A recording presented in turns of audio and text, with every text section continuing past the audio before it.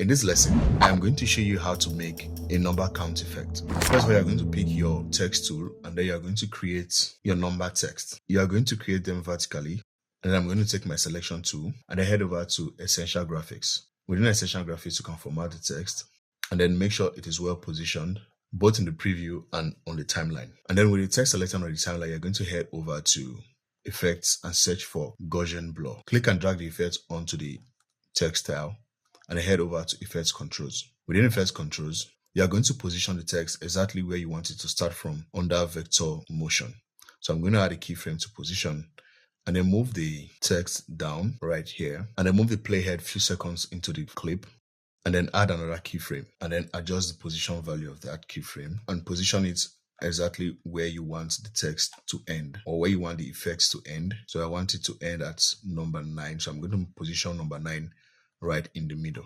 And then I'm going to move my playhead to the beginning of the clip and then scroll down to Gaussian Blur and then add a keyframe to blurriness and then move the playhead to the middle of both of the positions keyframe right here.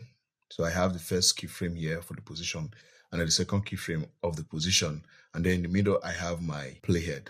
Right here I'm going to add another keyframe to blurriness and change the value to 30 and then move the playhead to the position of the second keyframe in position right here. And then add another keyframe to blurriness and set the value to 0.